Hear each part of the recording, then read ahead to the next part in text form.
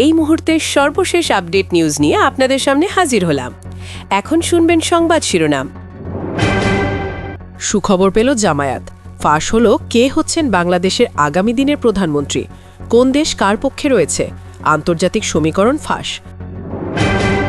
তারেক রহমানকে প্রকাশ্য রাজনীতি থেকে সরিয়ে দেওয়ার হুমকি দিলেন রুমিন ফারহানা, গোপন ভিডিও ভাইরাল। আরও জানব, হাদিকে হত্যার আগে কেন স্ত্রীকে সঞ্চয়পত্র কিনে দেয় ফয়সাল। এবার রিমান্ডের সব গোপন তথ্য ফাঁস করল ফয়সালের স্ত্রী। আপনারা দেখছেন বাংলা নিউজ লাইভ। এতক্ষণ দেখছিলেন সংবাদ শিরোনাম, এখন দেখুন বিস্তারিত। বাংলাদেশের সামনে দাঁড়িয়ে আছে আরেকটি গুরুত্বপূর্ণ জাতীয় নির্বাচন, আর এই নির্বাচনকে ঘিরেই পর্দার আড়ালে শুরু হয়ে গেছে বিশ্বের প্রভাবশালী শক্তিগুলোর এক জটিল ও নীরব লড়াই। প্রশ্ন উঠছে, কে বসবে ঢাকার মসনদে, জামায়াতে ইসলামী নাকি বিএনপি? কোন দলকে ক্ষমতায় দেখতে চায় যুক্তরাষ্ট্র? ভারতের গোপন কৌশল কোন দিকে? চীন কেন হঠাৎ জামায়াতে ইসলামের প্রতি আগ্রহী হয়ে উঠেছে? আর পাকিস্তানি বা কেন গোপনে তাদের ডেপুটি প্রাইম মিনিস্টারকে ঢাকায় পাঠালো? এই প্রশ্নগুলোর উত্তর জানলে অনেকেই বিস্মিত হবেন, কারণ বাস্তবতা হলো বাংলাদেশের রাজনীতির নিয়ন্ত্রণ এখন আর শুধু দেশের ভেতরেই সীমাবদ্ধ নেই। বিশ্বের নামকরা গোয়েন্দা সংস্থা ও কূটনীতিকদের তৎপরতায় ঢাকায় যেন পরিণত হয়েছে আন্তর্জাতিক রাজনীতির এক নতুন কেন্দ্রবিন্দুতে।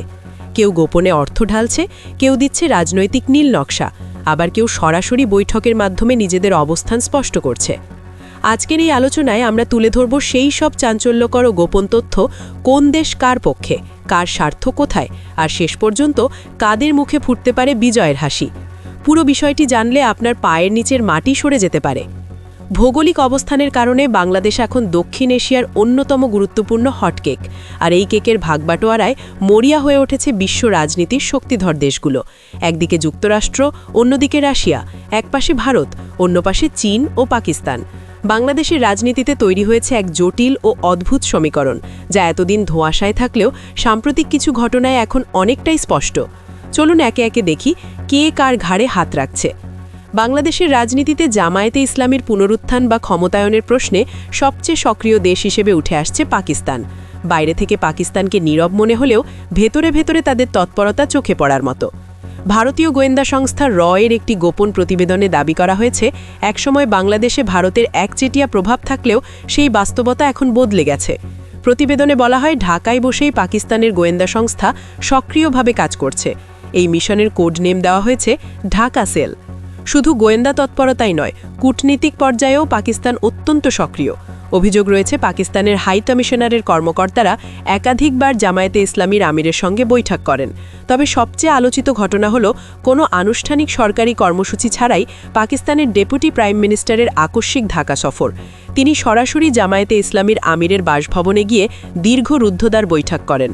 একজন উপপ্রধানমন্ত্রীর এভাবে একটি নির্দিষ্ট রাজনৈতিক দলের প্রধানের বাসায় যাওয়া স্পষ্ট ইঙ্গিত দেয় যে পাকিস্তান যে কোনো মূল্যে জামায়াতে ইসলামীকে ক্ষমতায় দেখতে চায়। পাকিস্তানের বিপরীত মেরুতে অবস্থান করছে ভারত। বাংলাদেশের রাজনীতিতে ভারতের অবস্থান বরাবরই স্পষ্ট ছিল, তবে আওয়ামী লীগ সরকারের পতনের পর ভারত কৌশল বদলাতে বাধ্য হয়েছে। বর্তমানে তারা তাদের বাজি ধরেছে বিএনপির ওপর। এর পেছনের কারণও পরিষ্কার। ভারত একটি হিন্দু প্রধান রাষ্ট্র এবং তাদের পররাষ্ট্র নীতিতে ইসলামপন্থী কোনো দলের ক্ষমতায় আসা বরাবরই উদ্বেগের বিষয়। ভারতের আশঙ্কা, জামায়াতে ইসলামী বা সমমনা কোনো দল ক্ষমতায় এলে তা তাদের জাতীয় নিরাপত্তার জন্য হুমকি হতে পারে। যদিও ভারত সরকার প্রকাশ্যে কিছু বলছে না, তবে কর্মকাণ্ডে ইঙ্গিত স্পষ্ট। ভারতের পররাষ্ট্রমন্ত্রী এস জয়শঙ্করের সঙ্গে বিএনপির ভারপ্রাপ্ত চেয়ারম্যান তারেক রহমানের একাধিক বৈঠক হয়েছে। এসব উচ্চ পর্যায়ের বৈঠক নিছক সৌজন্য সাক্ষাৎ নয়, বরং এটি প্রমাণ করে যে আওয়ামী লীগের অনুপস্থিতিতে ভারত এখন বিএনপির ওপর আস্থা রাখছে। বিশ্ব রাজনীতির দুই পরাশক্তি যুক্তরাষ্ট্র ও রাশিয়া এখানে অবস্থান নিয়েছে ভিন্ন মেরুতে।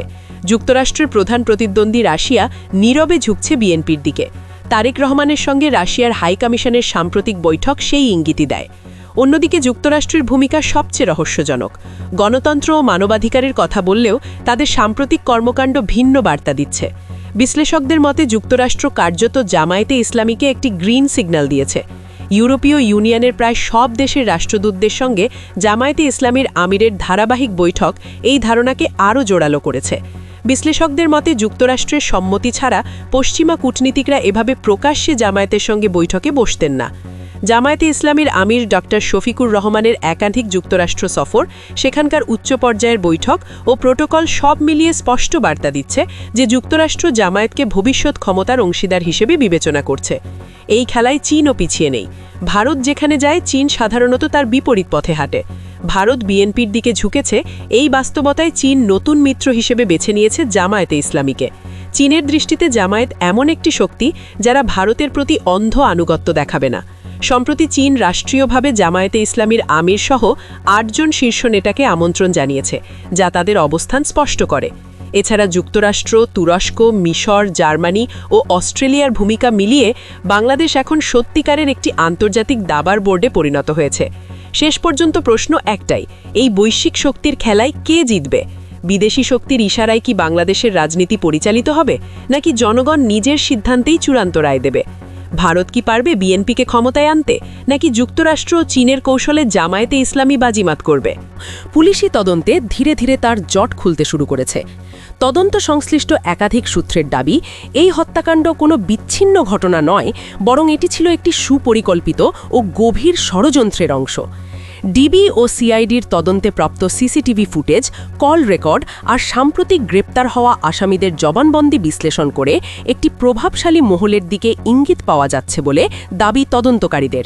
সেই প্রেক্ষাপটে আলোচনায় এসেছে কয়েকজন উচ্চ প্রোফাইল রাজনৈতিক ব্যক্তির নাম, যার মধ্যে সবচেয়ে আলোচিত নাম বিএনপি নেতা মির্জা আব্বাস। তবে এই বিষয়ে এখনও তিনি বা তার পরিবার কোনো আনুষ্ঠানিক বক্তব্য দেননি। তদন্ত কর্মকর্তাদের ভাষ্য, হত্যাকাণ্ডের আগে ও পরে বড় অঙ্কের সন্দেহজনক আর্থিক লেনদেন হয়েছে। সেই অর্থের উৎস ও গন্তব্য অনুসন্ধান করতে গিয়েই গোয়েন্দাদের নজরে আসে কয়েকটি গুরুত্বপূর্ণ নাম। বিশেষ করে মূল শুটার ফয়সাল করিম মাসুদের ব্যাংক হিসাবের আর্থিক ট্রেল বিশ্লেষণ করে তার ঘনিষ্ঠদের সঙ্গে রাজনৈতিক যোগাযোগের ইঙ্গিত মিলেছে বলে দাবি করা হচ্ছে। তদন্তের দায়িত্বে থাকা এক ঊর্ধ্বতন কর্মকর্তা জানান, তদন্ত এখন অত্যন্ত সংবেদনশীল পর্যায়ে রয়েছে। ডিজিটাল ফুটপ্রিন্ট ও অর্থপ্রবাহ বিশ্লেষণ করে তারা নিশ্চিত হয়েছেন যে এই হত্যাকাণ্ডের পেছনে শক্তিশালী রাজনৈতিক আশ্রয় ছিল। সামাজিক বা রাজনৈতিক অবস্থান নির্বিশেষে আইনের ঊর্ধ্বে কেউ নয়।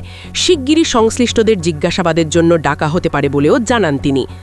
হাদি হত্যার পর থেকেই তার পরিবার ও ইনকিলাব মঞ্চের সহযোদ্ধারা অভিযোগ করে আসছিলেন যে এর পেছনে রাজনৈতিক প্রভাব রয়েছে। সাম্প্রতিক তদন্তে কিছু রাজনৈতিক নাম উঠে আসায় সেই অভিযোগ নতুন করে আলোচনায় এসেছে। বিশ্লেষকদের মতে, অভিযোগ প্রমাণিত হলে এটি দেশের রাজনৈতিক অঙ্গনে বড় ধরনের প্রভাব ফেলতে পারে। হত্যাকাণ্ডে প্রধান অভিযুক্ত হিসেবে চিহ্নিত ফয়সাল করিম মাসুদ ঘটনার পর ভারতে পালিয়ে যান। যদিও বিভিন্ন ভিডিও বার্তায় তিনি নিজেকে নির্দোষ দাবি করেছেন, তবুও ডিবি তার বিরুদ্ধে আগে সর্বশেষ আপডেট নিউজ দেখতে সাবস্ক্রাইব করে আমাদের চ্যানেলের সাথেই থাকুন। আমাদের নিউজ ভালো লাগলে লাইক, কমেন্টস ও শেয়ার করুন। ধন্যবাদ সকলকে।